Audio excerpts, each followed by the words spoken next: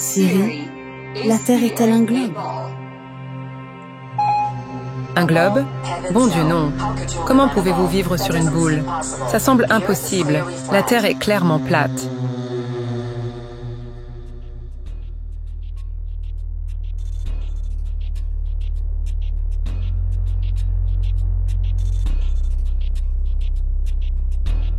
La science nous dit que la Terre s'est formée il y a 4,6 milliards d'années, après un Big Bang créant l'univers connu. Cette théorie farfelue est largement acceptée comme un fait. Elle est répétée machinalement par la plupart des gens, car elle est enseignée à l'école aux enfants sans remise en question. Il n'existe absolument aucun moyen possible de déterminer si un tel événement s'est produit il y a si longtemps. C'est en fait très étrange que les gens puissent croire à ces absurdités. La science nous dit également que la vie sur Terre aurait évolué, créant les singes, puis l'être humain. Il n'y a qu'un seul gros problème avec la théorie de l'évolution. Il ne manque pas qu'un seul chaînon entre les singes et les humains, mais il nous manque des centaines, voire des milliers de chaînons évolutifs, peut-être plus. Ils veulent nous faire croire qu'un jour, nous sommes tombés du cul d'un singe et avons atterri sur une boule en rotation, voyageant dans l'espace à des vitesses ridicules. Nous avons été trompés. Mettons ça en perspective. Ils pensent qu'ils viennent des singes, d'accord? Je me fiche du nombre de lettres qu'ils ont après leur nom. Ces types vont à l'école, lisent des livres, sortent en pensant venir de singes et ont l'audace de dire que nous sommes stupides. Écoutons ce qu'ils ont à dire. Au commencement, il y avait le néant. Puis, bang! Un univers en expansion est apparu, avec une infinité de temps, d'espace et de matière. Chaque jour, de nouvelles découvertes révèlent les mystérieux secrets époustouflants d'un endroit que nous appelons l'univers.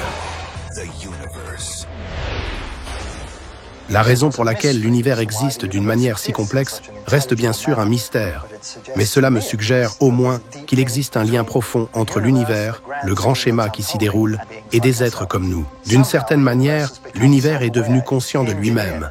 Il est à l'origine de l'émergence d'êtres compréhensifs et pensants comme nous qui peuvent apprendre à connaître l'univers. Certains s'émerveillent du fait que l'univers ait, pendant des milliards d'années, donné naissance à des êtres capables d'en apprécier la complexité. Nous avons même conscience de notre environnement et la manière dont nous nous y intégrons. Mais à l'aube de l'histoire, les gens pensaient connaître les réponses à ces questions profondes. Les anciens voyaient leur monde comme une boule à neige. C'est essentiellement une terre plate, disons un disque, recouverte par un dôme. Ce dôme est appelé le firmament. Et c'est dans le firmament que se trouvent toutes les étoiles et les planètes.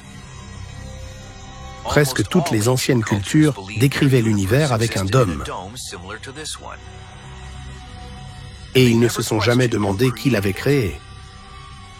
Les anciens supposaient qu'il existait un ou plusieurs dieux responsables de la création et du maintien de l'univers. L'idée que Dieu a créé l'univers est restée largement incontestée jusqu'au Moyen Âge, jusqu'à ce que les scientifiques fassent une suggestion sacrilège basée sur leurs observations. Le Soleil, et non la Terre, était au centre de l'univers. Ce fut un changement de paradigme. Il existe désormais une autre façon d'expliquer les phénomènes naturels qui nous entourent, et c'est la science. Depuis le Moyen Âge, les scientifiques ont développé des théories sophistiquées sur l'immensité de l'univers et notre place dans celui-ci. Des théories qui souvent ne laissent plus de place pour Dieu. De nombreux phénomènes sont apparus mystérieux, miraculeux ou magiques. Puis, grâce à la recherche scientifique, nous avons fini par les comprendre. Les scientifiques ont progressivement admis que le Soleil n'était en réalité qu'une étoile parmi une multitude d'étoiles dans une gigantesque galaxie qui compte des centaines de milliards d'étoiles. Et tout cela fut créé lors d'un Big Bang il y a 13,7 milliards d'années. Mais tandis que les théories, observations et expériences scientifiques nous disent où nous sommes dans le cosmos, elles ne répondent pas aux questions éternelles. Pourquoi nous sommes ici et qui nous a créés?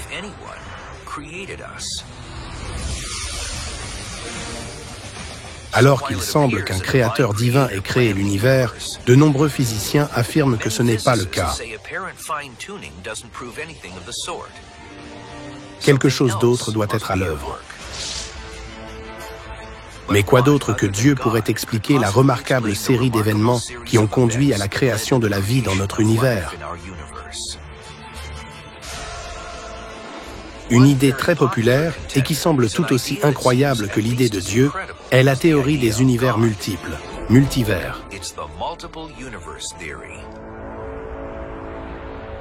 Un très grand nombre d'univers, peut-être même un nombre infini, pourrait peut-être exister dans un vaste hyperespace.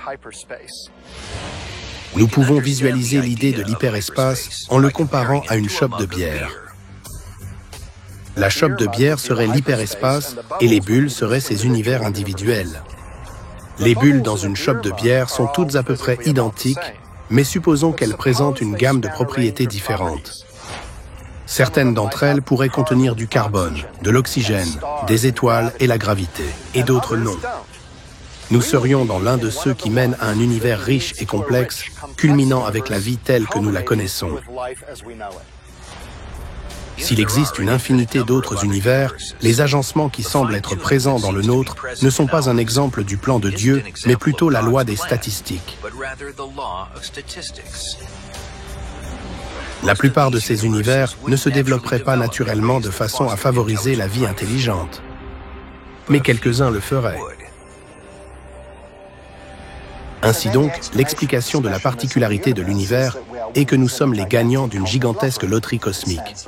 Il va de soi que nous ne pourrions pas vivre et discuter de ça dans un univers hostile à la vie. Seuls les univers compatibles sont peuplés d'êtres pensants. Avoir une multitude d'univers est en fait une conséquence assez simple et naturelle de certains des modèles les plus populaires pour la naissance et l'évolution précoce de notre univers. C'est un peu comme les étoiles et les planètes. Du moment que vous avez la capacité d'en créer un, il est facile d'en créer beaucoup d'autres. Oh, vraiment?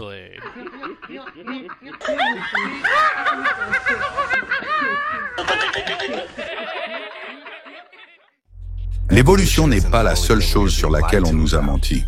La Terre sous nos pieds a été modelée en une boule en rotation venant d'un Big Bang, une théorie introduite dans la science en 1931. Pour que la théorie de l'évolution soit raisonnable, le Big Bang, qui aurait eu lieu il y a 13,7 milliards d'années, doit être vrai. Dans la cosmologie du Big Bang, la Terre est une sphère en rotation, orbitant autour du Soleil. Le problème est que le mouvement de la Terre n'a jamais été détecté, et nous voici en 2016 à la recherche de la courbure de notre monde, qui ne semble pas non plus pouvoir être mesurée. La science dominante inventant tout un tas de théories n'est pas du tout de la science. La vraie science révèle une Terre stationnaire et plate, avec un Soleil beaucoup plus proche que ce que l'on nous dit. Malgré ce que l'on entend, les platistes ne sont pas du tout contre la science. Nous n'approuvons pas ce que la science mainstream est devenue, à savoir une religion truffée de mensonges et de théories ridicules qui n'ont jamais été prouvées. Par ailleurs, cette réémergence de la Terre plate n'a pas grand-chose à voir avec la Flat Earth Society. Si vous souhaitez approfondir cette question, ne recherchez pas les réponses sur leur site web. Certaines des affirmations de la Flat Earth Society sont correctes, tandis que d'autres sont absurdes. C'est un stratagème courant de l'opposition contrôlée, comme la Flat Earth Society, visant à décourager les gens de s'informer sur le sujet. Il est communément admis qu'il est faux que la Terre puisse être une sphère tournant autour du Soleil. Mais le fait est, bien sûr, que la Terre est un disque circulaire entouré d'un mur de glace que les explorateurs tentent de pénétrer depuis des siècles. Et si la gravité n'existait pas? Et si la Terre était effectivement plate et que la science se trompait depuis le début? Tout ce qu'on vous a appris est un mensonge. On nous montre ça, on nous dit, c'est le système solaire avec un soleil au milieu et des planètes en orbite. Personne n'a vu ça, aucune photographie, même s'il est censé y avoir une sonde sur Pluton.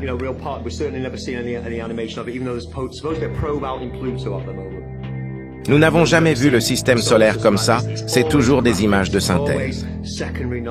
Les choses que les gens chérissent et décrivent comme des faits comme la gravité, l'âge de l'univers, la formation de l'univers lui-même, l'âge de la Terre, dépendent toutes de choses qui n'ont pas été prouvées. Bien qu'il soit bon de les prendre en considération, nous devrions tout prendre en considération. Vous avez permis qu'ils deviennent des faits qui apparaissent dans les manuels scolaires. Le débat, à toute fin utile, a pris fin lorsque l'Église d'Angleterre a été établie par la loi au cours du XVIe siècle. Ils ont adopté de nombreuses notions scientifiques radicales qui prévalaient à l'époque, notamment la théorie de Copernic sur la Terre ronde. Avec cette approbation, la théorie a trouvé sa place dans les écoles, qui étaient alors largement contrôlées par l'Église. Elle est restée là jusqu'à ce jour et de nombreux enfants l'ont acceptée sans se poser de questions. Tous voient des yeux Illuminati et des compas franc-maçonniques. Nous avons ici Buzz Aldrin, le deuxième homme censé avoir marché sur la poussière grise du plateau de tournage de Kubrick. Il se montre avec sa bague maçonnique sans essayer de la cacher. Il a son chapeau Shriner là. Ici, ces gars sont censés prier le module de commande. Cela me fait penser à une pyramide. Le lien entre Ron Hubbard, qui a lancé le mouvement scientologique, Walt Disney, Werner von Braun, spécialiste des fusées, Jack Parsons, également spécialiste des fusées au Jet Propulsion Laboratory, et Aleister Crowley, qui est manifestement un sataniste qui a influencé beaucoup la musique rock, et tout le reste, a donné naissance à l'OTO, l'Ordo Tempore Orientis. Ces gars sont tous connectés, ils font tous partie de la même confrérie. Les liens entre, eh bien voilà Jack Parsons, le JPL, Jet Propulsion Laboratory, était en premier lieu la raison pour laquelle la NASA a pris son envol. Ici Jack Parsons lors d'une cérémonie maçonnique, comme en témoigne le sol. Et ici encore, vous pouvez vérifier par vous-même, c'est facilement trouvable, ce sont des informations faciles à rechercher, le lien avec Walt Disney.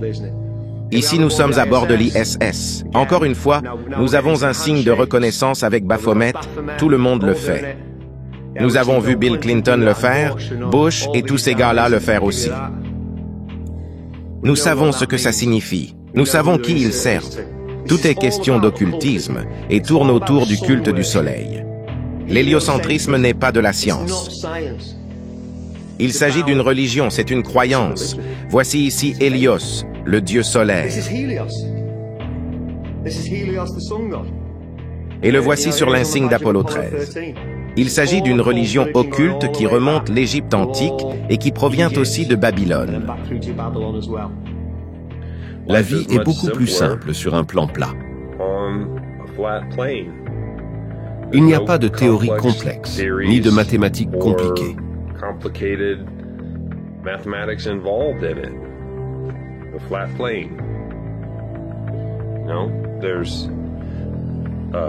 Le niveau de la mer est à niveau partout où vous allez au niveau de la mer. C'est de niveau, il n'y a pas de courbure. Il n'est pas possible de courber l'océan autour d'une boule en rotation. C'est de niveau, l'eau trouve son niveau et le maintient. Vous ne pouvez pas courber l'eau autour d'une boule. Ce sont des faits qui résonnent auprès des gens du monde entier. Ce n'est pas un accident, ni une coïncidence. C'est la partie la plus difficile pour vous. Vous, les gens qui argumentez avec moi et qui veulent me faire passer pour un idiot. Ce n'est pas vous qui parlez. C'est votre ego qui parle. Vous devez vous convaincre verbalement auprès de quelqu'un qui remette en question vos propres croyances pour vous sentir mieux et pour vous aider à dormir la nuit. La Terre plate en est un parfait exemple. Vous refusez d'aller vérifier les informations. C'est stupide. Et pourquoi est-ce stupide? Eh bien, ça l'est, c'est tout. Chaque petite chose que vous avez soulevée peut être réfutée et expliquée différemment. Mais vous refusez de voir ça? Vous refusez d'y jeter un œil? Cela fait de vous un ignorant. C'est la définition de l'ignorance. Alors comment Hollywood vous lave le cerveau? Eh bien de cette façon. Ils commencent leur film en montrant un globe, puis zooment sur la première scène. Une façon très intelligente de vous laver le cerveau dès la toute première scène sur chaque film que vous voyez. Universal Studios est tellement mauvais qu'il utilise ce foutu globe comme logo, comme introduction à chaque film qu'ils font.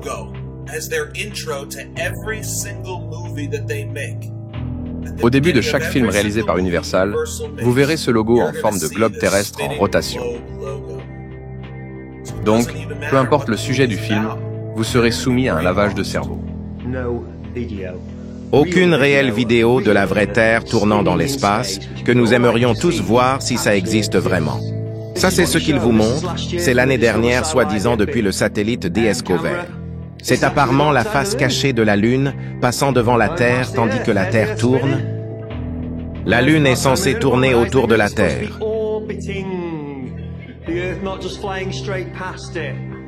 Vos yeux ne sont pas dupes. Faites confiance à vos sens. Il s'agit clairement de CGI. Vous pouvez vérifier sur le site de la NASA. Ils affirment avoir pris cela à plus d'1 million de kilomètres de la Terre avec la sonde Discover. Vous remarquerez aussi que les nuages ne bougent pas vraiment. Certes, ils se déplacent avec la Terre, mais ne changent pas de place durant 5 heures. De 3h50 à 8h45, c'est près de 5 heures de photographie en accéléré et ces nuages ne bougent pas du tout. Tu t'es déjà fait avoir avant?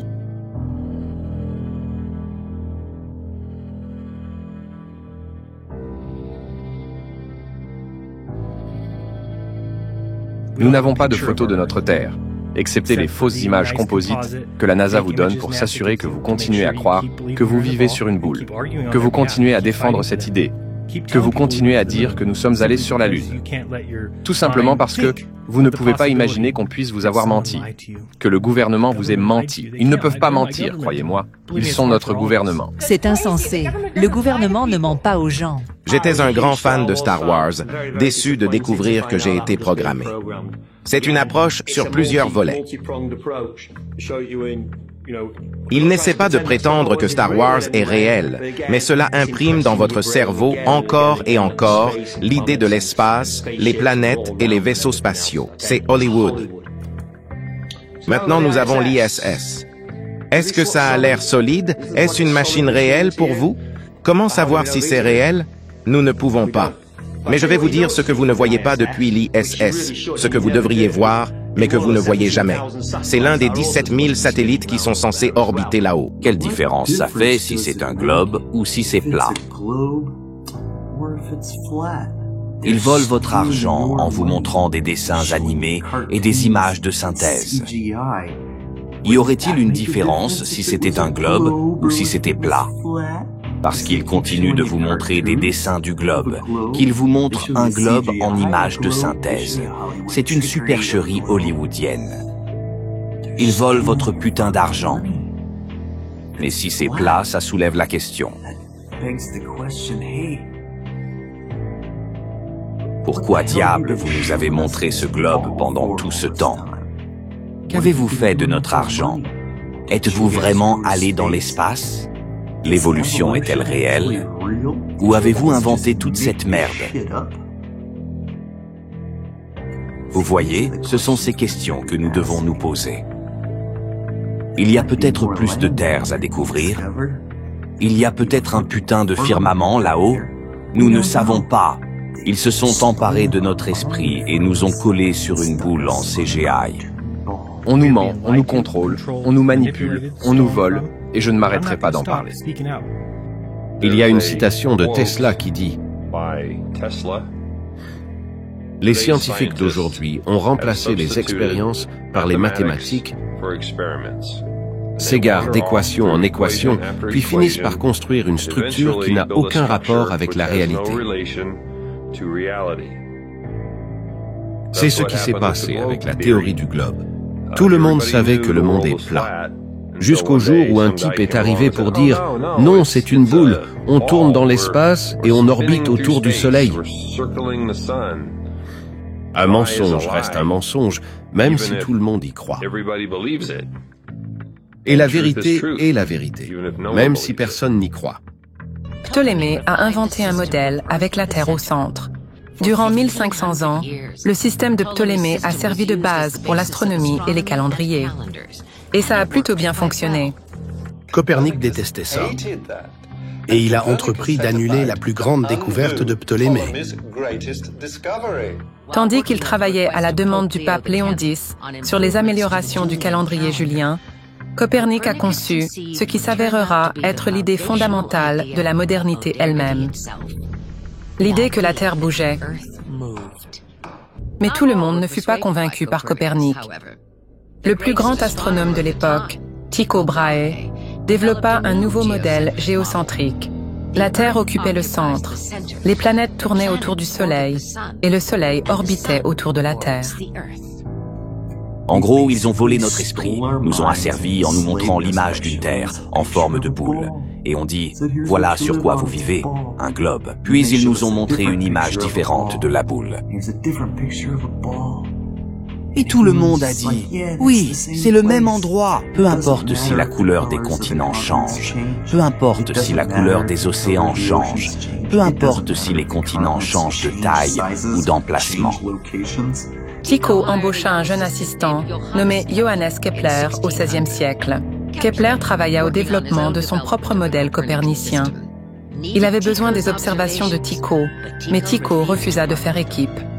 Quand Tycho mourut subitement et mystérieusement en 1601, Kepler prit en charge les observations de Tycho et les utilisa pour développer son propre système. Dans le système de Kepler, le Soleil est au centre, tandis que les planètes se déplacent sur des ellipses, pas uniformément. L'ellipse avec ses deux centres nous permet de voir que les épicycles de Ptolémée étaient en fait une brillante tentative d'exprimer un mouvement non uniforme des siècles avant Kepler.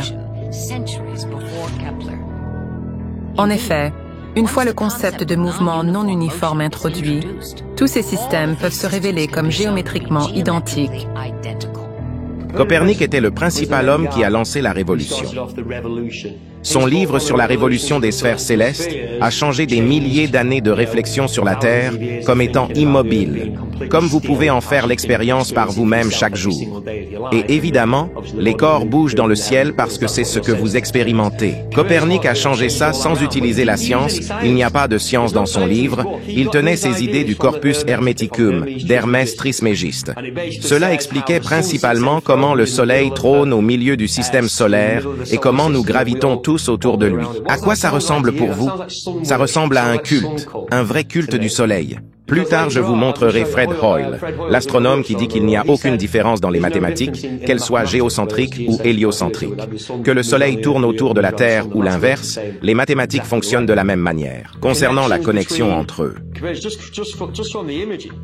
vous savez, vous ne voyez pas de numéro 33 sur moi, ni un triangle avec un œil au centre ou quelque chose comme ça. Je ne voudrais pas être lié ou associé à ce genre de choses, parce que je ne suis pas vraiment intéressé par ça, je suis de l'autre bord. Copernic n'avait visiblement aucun problème avec l'équerre et le compas. Avec la grande roue ici, le signe de Mercure, tous des signes maçonniques. Tous les signes reviennent encore, et vous pouvez faire des recherches plus approfondies par vous-même. Le livre d'Aleister Crowley, Franc-maçon avec le soleil au-dessus. Ce qui est en haut est comme ce qui est en bas.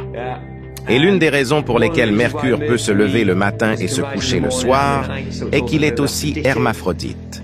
Il incarne l'homme et la femme, ce qui correspond évidemment à Baphomet avec des seins et un pénis. Cela continue encore et encore. Il s'agit d'un culte du soleil. Vous pouvez le retracer jusqu'à Babylone. Vous pouvez voir tous les différents dieux le traverser, mais il n'y a aucun signe de Copernic sur les révolutions des sphères. C'est un tract philosophique et tout est basé sur l'hermétisme. Le haut et le haut. Le bas et le bas. Si je prends un stylo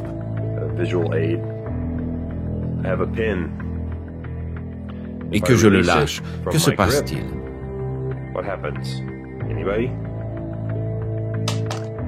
Correct, il tombe. Était-ce la gravité? Non.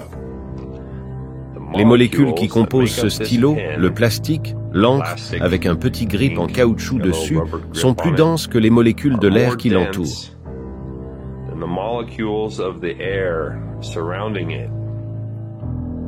Les molécules de l'air ne supportent pas le poids du stylo, donc il tombe quand vous le lâchez, comme ça.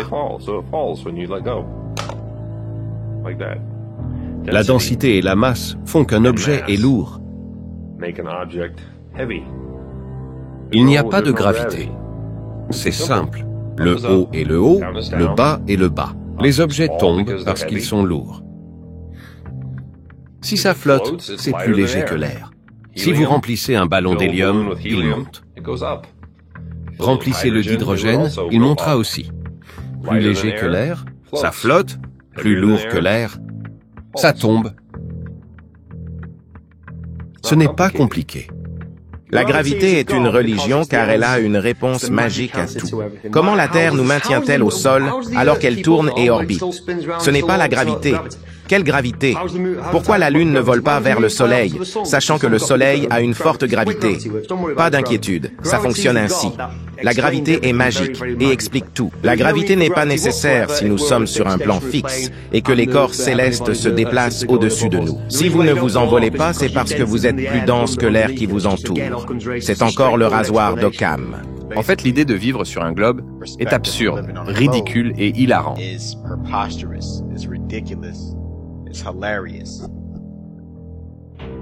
Au fond, la façon dont on nous apprend à percevoir le monde dans lequel nous vivons est vraiment absurde. Ils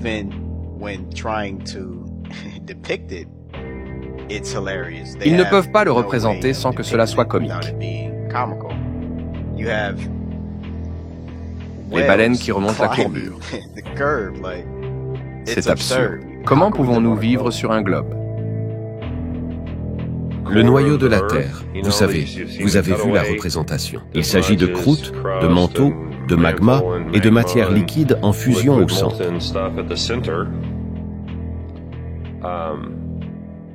Le trou le plus profond jamais creusé dans l'histoire de l'humanité à ce jour, même avec la technologie d'aujourd'hui, est de 12 km.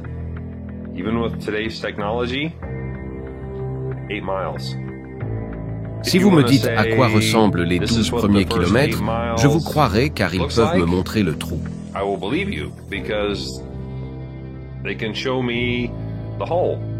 Cela fait 12 km de profondeur. Ok, ça descend à 12 km.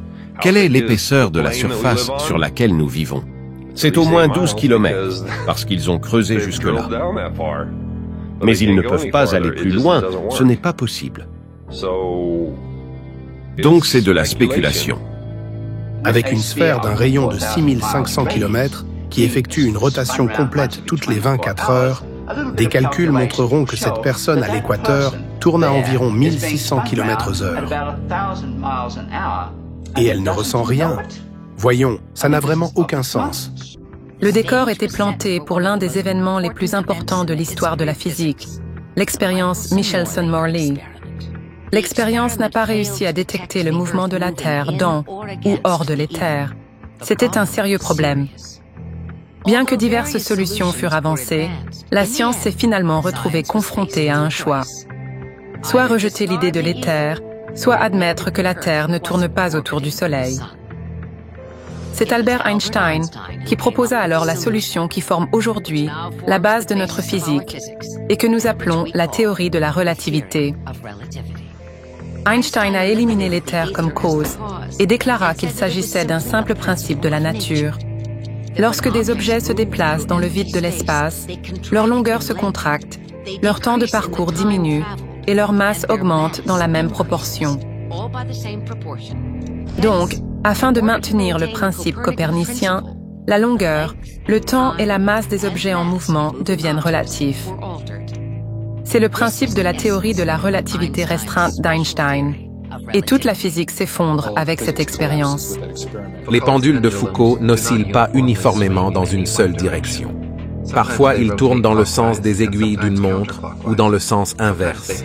Parfois, ils ne tournent pas et parfois, ils tournent beaucoup trop vite. Les scientifiques qui ont répété plusieurs variantes de l'expérience ont admis à maintes reprises qu'il était difficile de ne pas donner au pendule une légère déviation au démarrage. Le comportement du pendule dépend en fait de la force initiale qui entraîne son oscillation, mais également de l'articulation à rotule utilisée qui facilite le mouvement circulaire. La rotation supposée de la Terre n'a absolument aucun lien avec le mouvement du pendule. Si la prétendue rotation de la Terre affectait les pendules de quelque manière que ce soit, il ne devrait pas être nécessaire de mettre les pendules en mouvement manuellement. Si la rotation journalière de la Terre provoquait les 360 degrés de la rotation uniforme des pendules, alors il ne devrait exister aucun pendule immobile où que ce soit sur Terre. On dit que l'expérience du pendule prouve la rotation de la Terre, mais c'est tout à fait impossible, car un pendule tourne dans un sens, tandis qu'un autre pendule tournera dans la direction opposée. La Terre tourne-t-elle en même temps dans des directions opposées à des endroits différents? Nous aimerions savoir. Peut-être les adeptes du globe pourront nous éclairer sur ce point. Il existe toutes sortes de preuves du phénomène qu'on appelle la dérive des continents. Cela signifie que les continents sont capables de se déplacer comme s'ils flottaient sur un liquide. Or, si la Terre est sphérique et qu'elle tourne très vite comme ça, les continents devraient tous être situés à l'équateur, car la force centrifuge déplacerait les continents des pôles vers le milieu.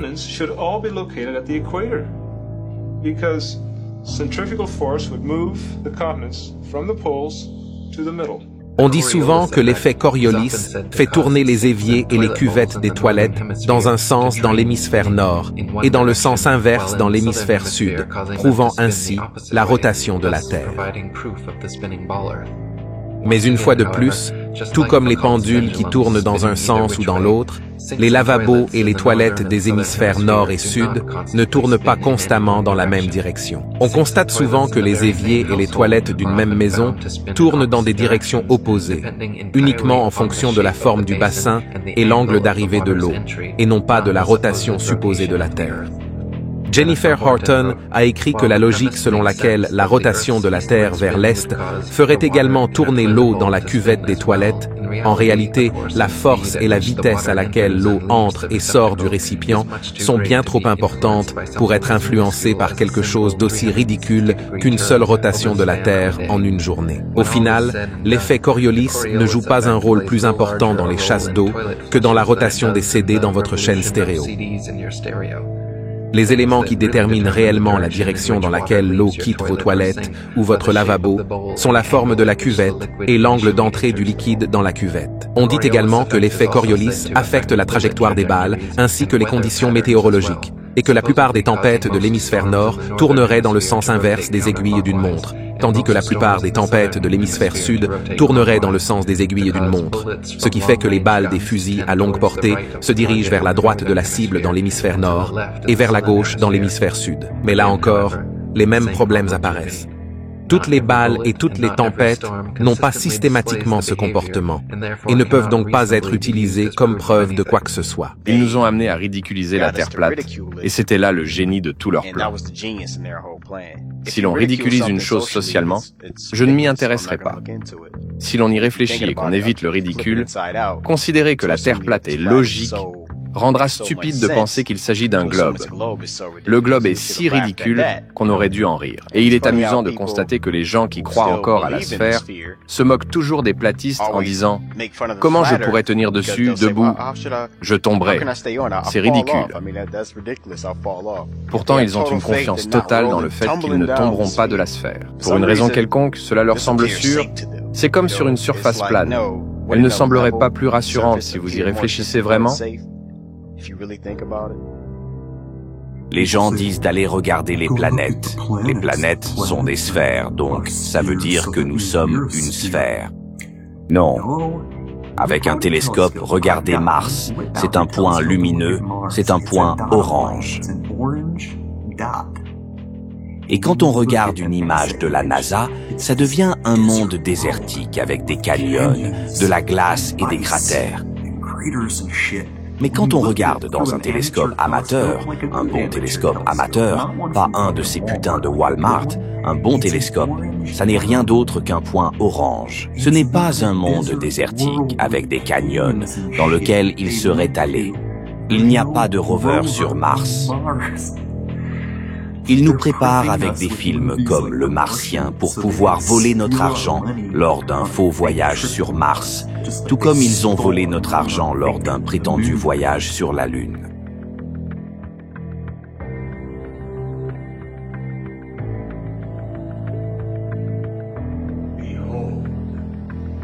L'orbe mystérieux et flottant.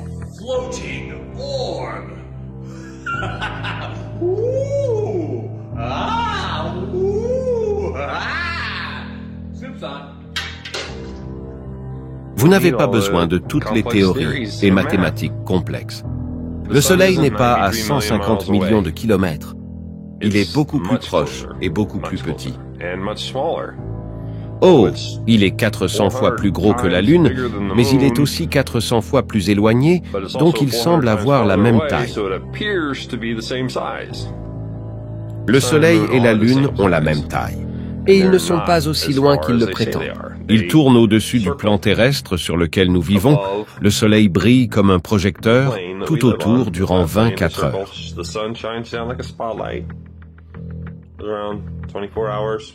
Le même phénomène, mesuré par Ératosthène, pourrait s'expliquer par une Terre plate si le Soleil n'était qu'à quelques milliers de kilomètres et mesurait 52 kilomètres de diamètre. Le calcul serait le même. Une fois que vous savez, une fois que vous réalisez ce qui se passe, que vous êtes sur un plan plat, vous pouvez voir le Soleil comme s'il se dirigeait vers vous, passait au-dessus de votre tête et s'éloignait de vous. C'est la perspective, la distance qu'il parcourt dans cette direction jusqu'à atteindre le point de fuite, le point de convergence à l'horizon où l'on ne peut plus voir sa lumière. Voici une bonne vidéo à regarder, intitulée « L'incroyable vol d'un ballon dans l'espace ». Et si vous la regardez, vous verrez que ce sont des nuages ici. Ce n'est pas l'océan, ce sont des nuages. Et ce que nous avons ici, c'est un hotspot venant du Soleil. Maintenant, si le Soleil est à 150 millions de kilomètres, comment pourrait-il provoquer un hotspot ici ? C'est une vidéo que vous pouvez aller regarder par vous-même. Ça vous surprendra car vous verrez que le Soleil n'est pas si loin que ça, car il ne pourrait pas créer de hotspot sur les nuages s'il était à 150 millions de kilomètres. Le Soleil n'est évidemment pas à 150 millions de kilomètres, il apparaît très proche. La navigation autour du monde n'est en réalité qu'un parcours circulaire plat. La gravité telle que nous la connaissons n'existe pas. Le marin pense qu'il voyage comme ceci autour de la Terre. Alors qu'en effet, il voyage autour de la Terre de cette façon et qu'il crée un cercle, il se déplace dans une direction continue, il traverse les différentes parties du disque et il revient là d'où il est parti, il a fait le tour de cette façon. L'une des preuves préférées des héliocentristes sur la théorie du globe est la possibilité que les bateaux et les avions auraient pour faire le tour de la Terre dans le sens nord-sud, en naviguant et en volant tout droit pour finalement revenir à leur point de départ. Cependant, comme le pôle Nord et l'Antarctique sont couverts de glace et gardés comme zone d'exclusion aérienne, aucun navire ou avion connu n'a jamais fait le tour de la Terre dans le sens nord-sud, seulement d'est en ouest. Et c'est là que se trouve le problème. La circumnavigation vers l'est ou vers l'ouest peut tout aussi bien être effectuée sur la Terre plate que sur un globe.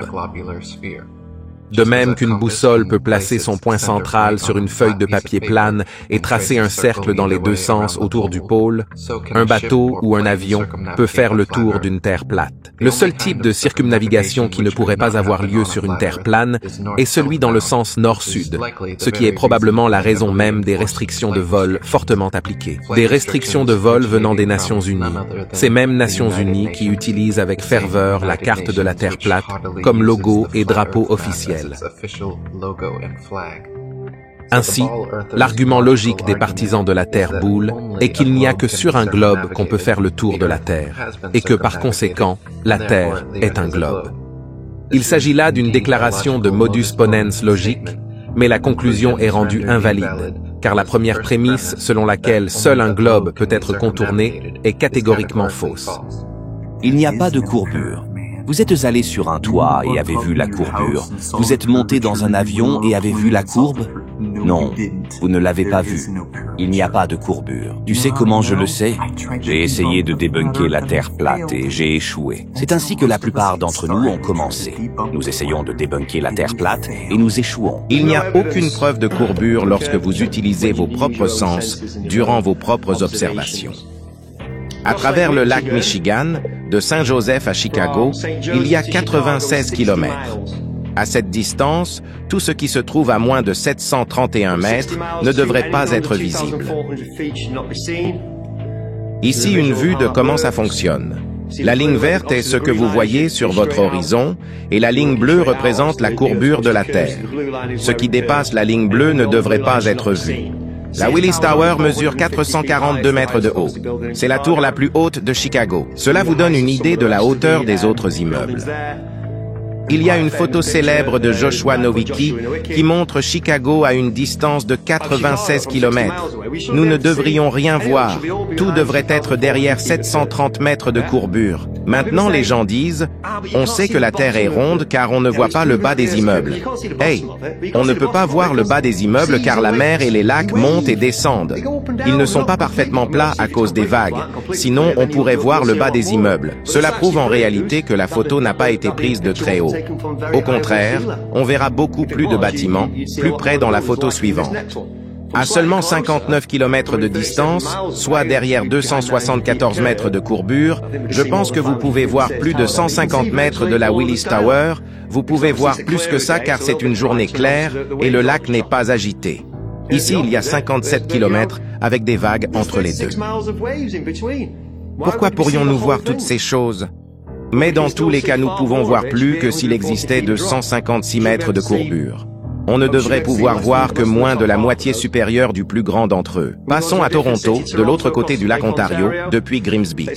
À 59 km, la ville devrait être derrière de 174 mètres de courbure. La tour CN mesure 548 mètres de haut. On ne devrait voir que la moitié supérieure, sans presque rien voir du reste de Toronto. Or, nous voyons quasiment toute la ville à l'horizon ici. Encore, vous pouvez vérifier tout ceci par vous-même, vous pouvez trouver une demi-douzaine de ces photos à divers endroits tout autour de cette baie. Voici sur la carte la ligne rouge, c'est depuis Grimsby. En fait, c'est un peu plus loin que cette ligne rouge, vous pouvez prendre des photos de Toronto de partout sur la plage en face, et vous pourrez voir bien plus que nous le devrions. Maintenant, les gens disent que c'est dû à la réfraction. Ça ne ressemble pas à un mirage. J'ai vu des mirages. Ils sont inversés, voire déformés. Nous savons à quoi ressemble un mirage, et c'est la réalité que nous voyons ici. À 130 km de Gênes, en Italie, se trouve l'île de Gorgona. Elle est à 21 mètres au-dessus du niveau de la mer. On ne devrait rien voir du tout, mais nous pouvons voir la majeure partie de l'île alors qu'elle devrait être derrière 1,3 km de courbure. Et on voit bien l'île. Ici, l'île de Man à 100 km de distance depuis la côte de Field.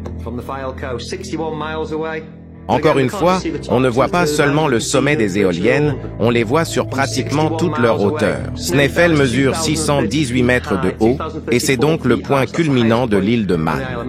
À 100 km de distance, il devrait y avoir 700 mètres de courbure. De Londres maintenant. À 120 km.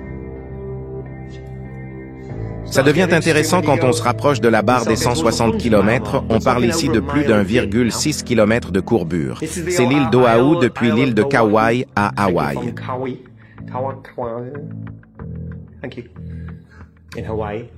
C'est à 144 km. Une fois de plus, vous pouvez voir presque toute l'île malgré l'effet des vagues dont je vous ai parlé. Voici les chiffres. L'île devrait être derrière 1,6 km de dénivelé. Son altitude est de 1,2 km. Nous ne devrions même pas pouvoir voir le sommet, et vous voyez quasiment tout. Ici, la Sierra Nevada depuis le mont Diablo, en Californie, près de San Francisco, à 257 km. Nous sommes en altitude, mais nous pouvons voir à nouveau une grande partie du bas des montagnes. On peut voir les sommets enneigés et le reste des montagnes également. 257 km. Il devrait y avoir 5,1 km de courbure. Oui, vous pourrez voir le sommet, mais pas de toutes les montagnes. Et voici la vue la plus éloignée que j'ai trouvée. C'est mon record, mais je suis sûr que je trouverai encore plus loin. C'est l'île de la Réunion vue depuis l'île Maurice. C'est à 240 km. C'est très très loin. Une fois de plus, nous pouvons voir le sommet, mais aussi la majeure partie du reste de l'île. C'est clairement une très bonne journée d'observation, claire et calme. Le plus haut sommet de l'île de la Réunion culmine à 3072 mètres. À 240 km de distance, il devrait y avoir 4,5 km de courbure. Et encore une fois, ce n'est pas seulement le sommet que nous pouvons voir quasiment toute l'île.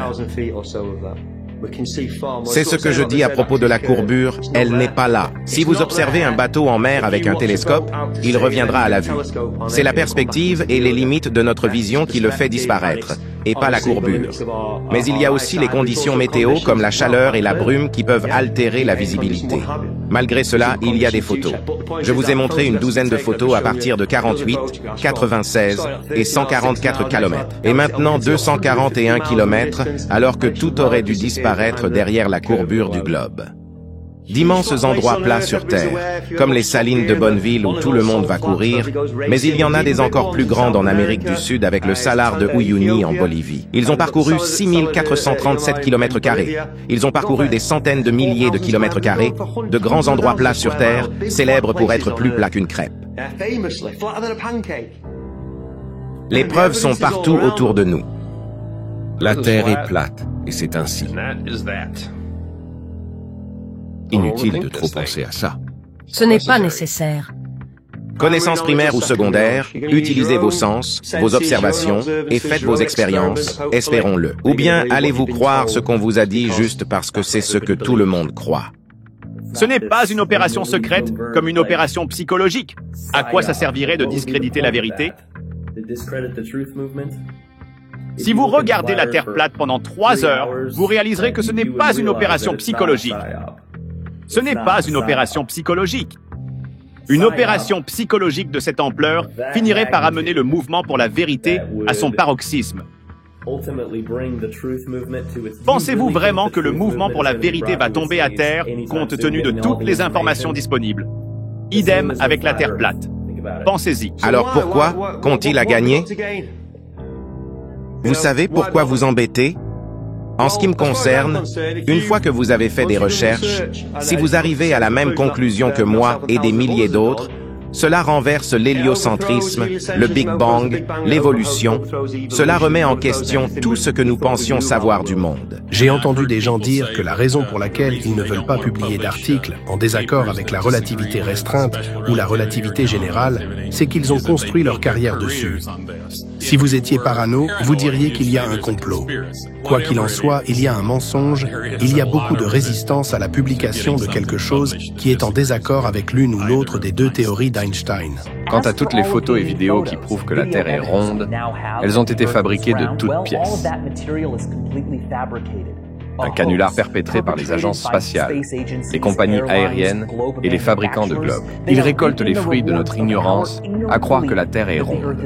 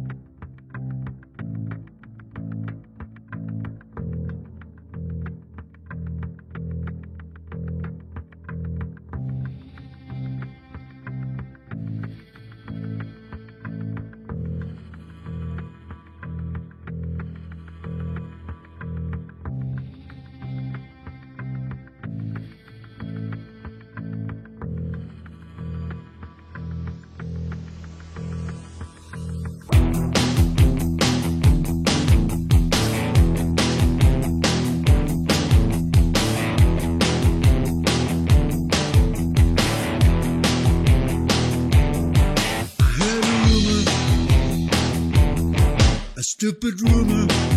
I started laughing. That's a fact.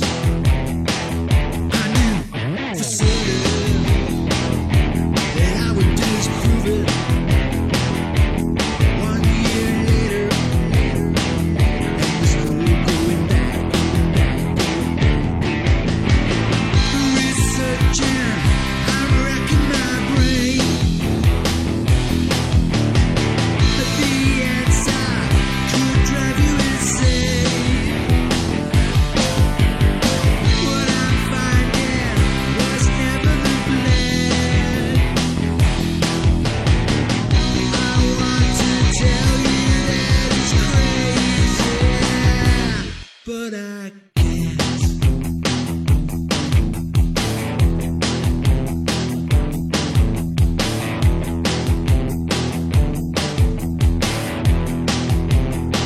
So here's the story, and it's true,